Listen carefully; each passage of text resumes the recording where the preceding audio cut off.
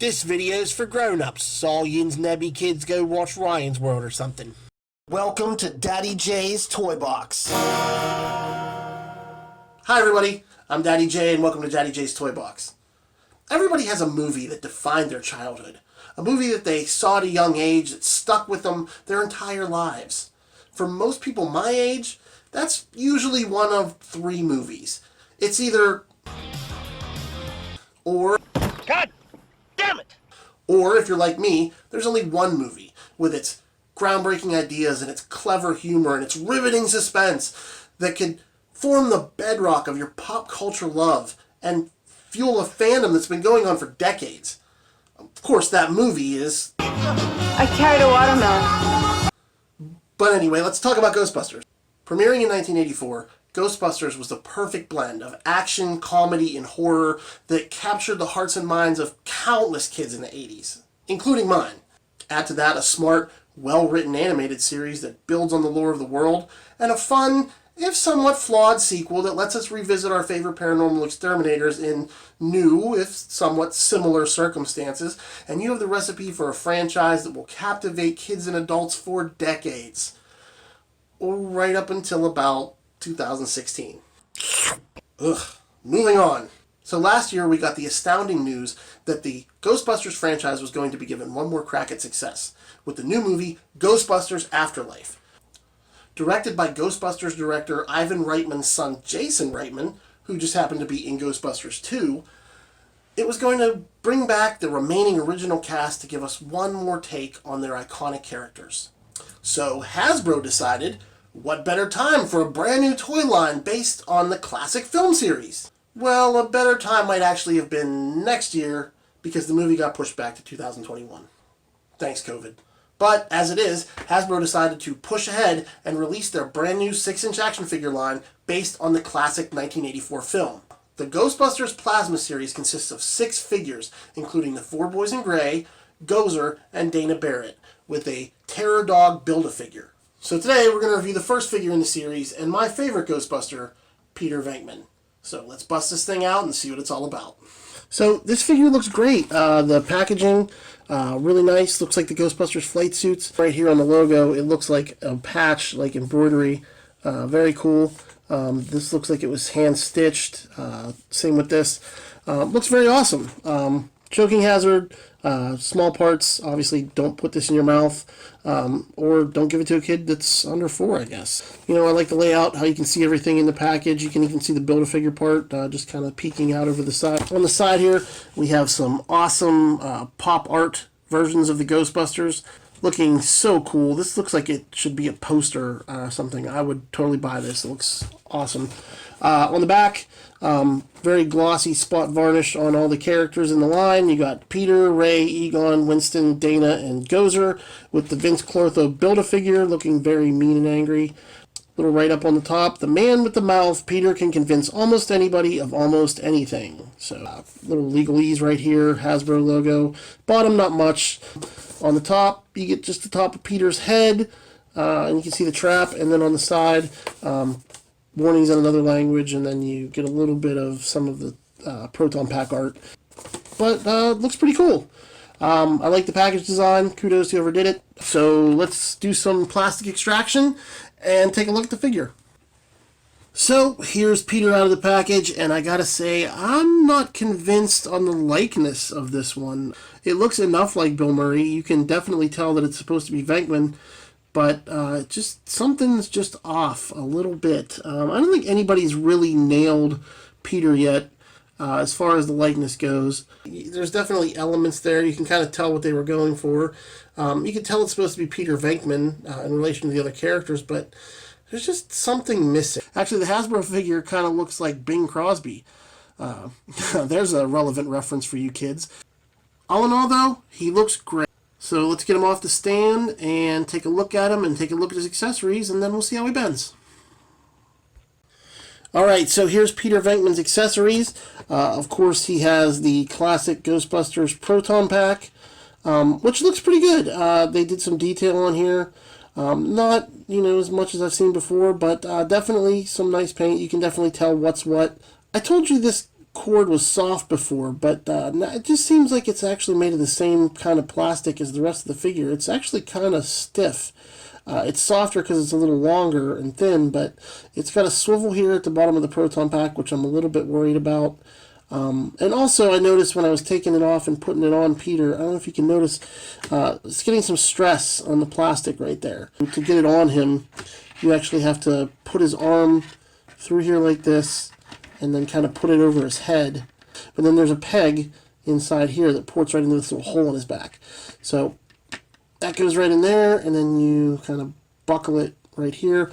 But I don't want to do that too much, like I said, because if you can see, it's like stressing the plastic right there in the bottom of the strap. And I don't know if that's going to break. It looks a little thin. I'm a little bit worried about it. Here's the Maddie one. A little more paint. So before I say much about this too, I want to preface this by, this was a figure from a subscription service. This is not. This is a mass market, mass produced action figure. So they're both about the same price. Actually, I think the Maddie figures were $25 if I remember correctly. So they can afford to do paint apps a little differently. So you can see there's a little bit more paint going on the Mattel one. But as far as it goes, the Hasbro one seems to be more accurately sized. Like, it's a little bigger. The Mattel one always seemed a little small to me.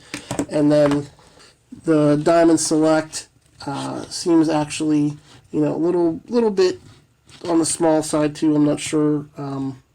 Also more paint on this one, but again, this is a comic book store figure.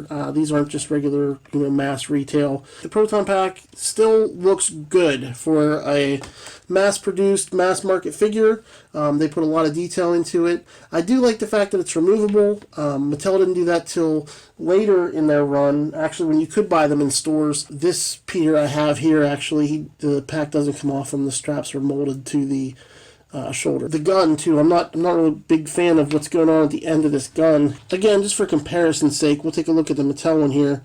And if you look at the end of the Neutrino one, it has these, like, this little, rectangle shaped protrusion, and then there's this red wire that comes off and kind of loops around on the end. And this one doesn't have that. This one's just kind of weird and straight.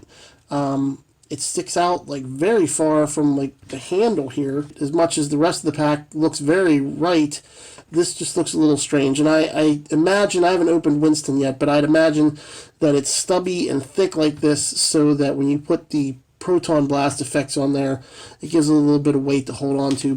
So we'll take a look at the Ghost Trap. It looks pretty good. A lot of nice painted detail. The caution stripes on the doors look good. Silver and highlights on the sides look pretty good. It's hollow. That's weird. I wasn't expecting that. But they did mold the wheels on it. The biggest problem I have with this, obviously, is that there's no cord. So that's a little strange. Both Mattel here and the Diamond Select ones had the cord and the pedal. The Mattel one actually opened up. That was a cool feature, but it made the outside of the trap look kind of funny because it has these, space for the hinges. But I thought it was nice to try to include it. But anyway, I'm a little surprised they didn't include the cord with this. That's pretty strange to me. That seems like an intricate part of the trap. It's definitely something that is missing. And of course, last but not least, we have the leg of Vince Clortho. So this really isn't going to be very important until I open up the rest of the figures and I can put him together and see how he looks. But good paint on it. Claws look good. So we'll see how it looks when we get them all together. Just taking a closer look at Peter here. The jumpsuit looks great. Like I said, the sculpting on these are pretty good. I think it's weird to me. They're a little too clean. His gloves are very shiny. His boots are very shiny.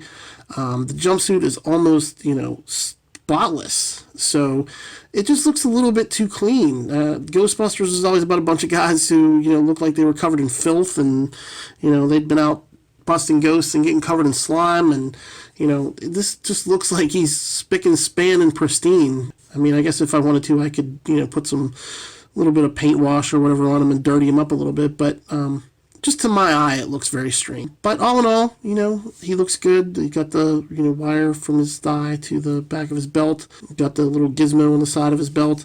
So, like, all the details are there. You can read the nameplate, Venkman. Like, it looks really good. Nothing I would say is, like, terribly, terribly wrong with it. It's just things it's pretty much we've seen it all before. So, it's hard to get excited.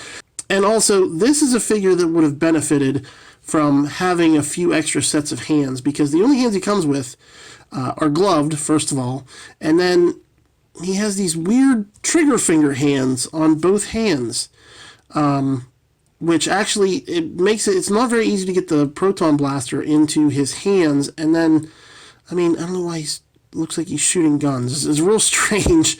He definitely would have benefited from some extra hands, just maybe just a gripping hand. Something other than these weird trigger fingers he's got going on here. Deco looks good though. Shoulder deco looks great. Definitely very clear.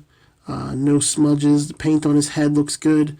Both of his eyes are looking in the same direction. That's very important. Let's see how he bends. So let's see how my man Peter bends here. So starting at his feet, he has up and down ankle joint. It's about as far as you can get going either way. Of course, Peter being the only Ghostbuster who wears his pants down to his ankles and not tucked into his boots, it's going to impede that boot movement a little bit, but not too much. He does have ankle pivot, so you can get him in some, kind of wide stance leg poses. Double jointed knees, they're very stiff, but he can get his leg all the way up. He has these T-joint ball hips, so he can spread his legs to about there. Pretty good, actually, for a middle-aged guy. Actually, I thought about it the other day, and Peter in this movie is younger than I am now, so that's depressing. He can get his foot back about that far, and he can get it forward pretty far the other way. He has waist rotation, and then there's a bit of movement in there. I think he's on a ball joint on his waist, so he's got a little bit of side to side and a little bit of forward and backward. No diaphragm joint, which I'm actually kind of glad about. It makes it look very uniform, so to not have those, weird gap here. His arms, he's got a butterfly joint, but it doesn't really do much. It's a very small butterfly joint, which doesn't do much to give us very much front back movement, but it is there, so I got to tell you about it. His arms go up about that far. He can circle them all the way around. He has a very high, almost shoulder cut right underneath the Ghostbuster symbol. Double jointed elbows, and I really love what they did here with the elbow pads. Diamond Select, when they did theirs, they had a separate piece as the elbow pad, and the elbows kept catching on it. So this looks great that they molded this on there so that is the bend in the elbow. No rotation at the top of the glove, but there is rotation at the wrists, and then they're hinged to go kind of sideways instead of up and down. Both hands are like that. I'm sure it has to do with holding the Neutrona Blaster. I don't know if it really helps. I was trying to pose him earlier with it, and it didn't seem like it was doing much for me. And his head does not seem to be removable.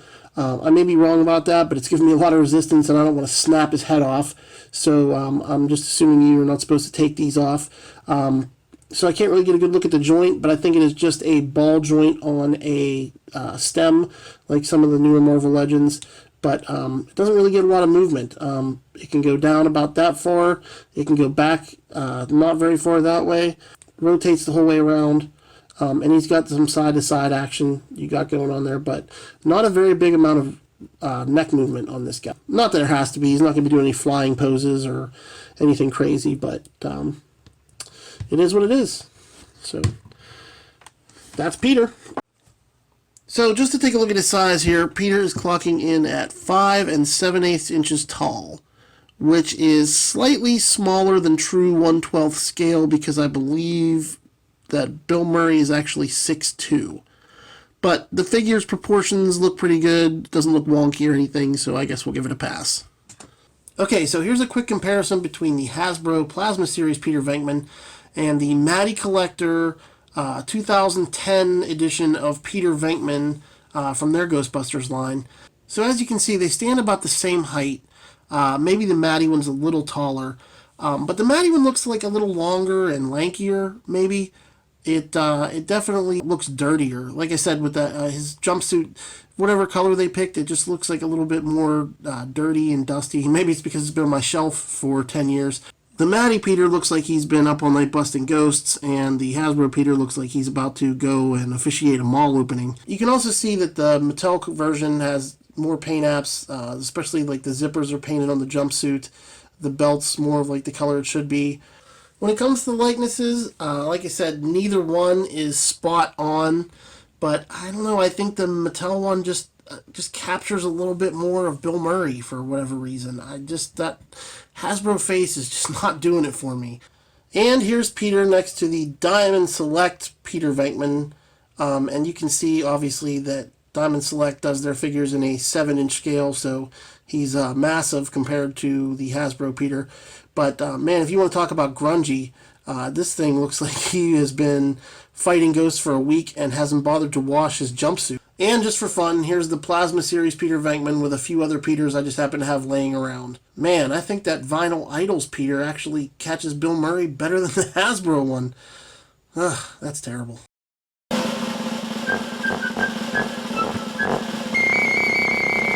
Trophy, trash, or toy box. Okay, so this one was tough for me. I'm going to put this on my shelf because I'm all about Ghostbusters, but for the casual fan, this one goes in the toy box. I like the figure. The sculpted details in some places are great. The likeness is not quite there, but like I said before, none of them really are. But this is my third movie-style Peter Venkman, and it's not my favorite. The Proton Pack, there's just too many problems with that. The paint is just, pretty lackluster, honestly. Not garbage by any means, but it's just not quite the tip-top, and I think Hasbro could really do better. Daddy J's Toy Box presents Low Budget Action Figure Theater. Can I help you? I'm Walter Peck. I represent the Environmental Protection Agency, the 3rd District. Great. How's it going down there?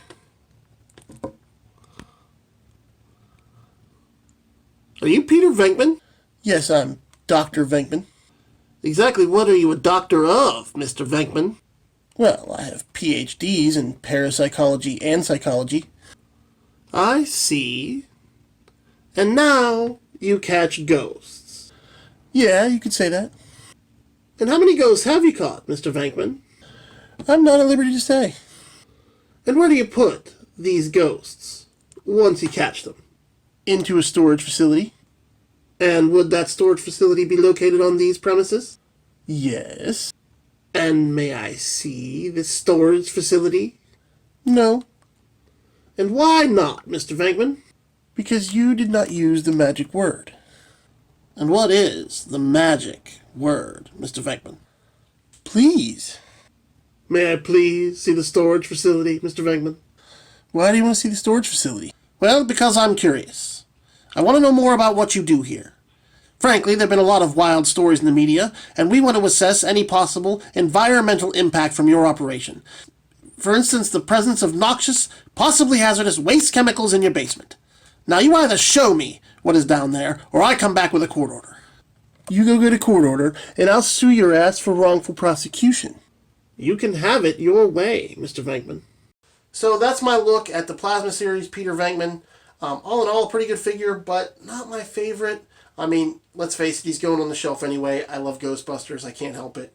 He's about $20 at Walmart or Target or any other place that sells action figures. So if you don't have a Ghostbusters collection already, it's definitely a great way to start one. I'm more partial to the Mattel collection myself, but this is a good start from Hasbro, and if they build on this, I could definitely see replacing my main collection with these Hasbro figures. So, thank you for watching. If you liked the video, please hit the like button, subscribe, comment, tell me what I missed, tell me if I made a mistake, which I probably did. Let me know if there's something you'd like me to mention in the next video, which will be about Ray Stantz. And there'll be a lot less monologuing at the beginning, I promise. So, until next time, I'll see yous in the toy aisle.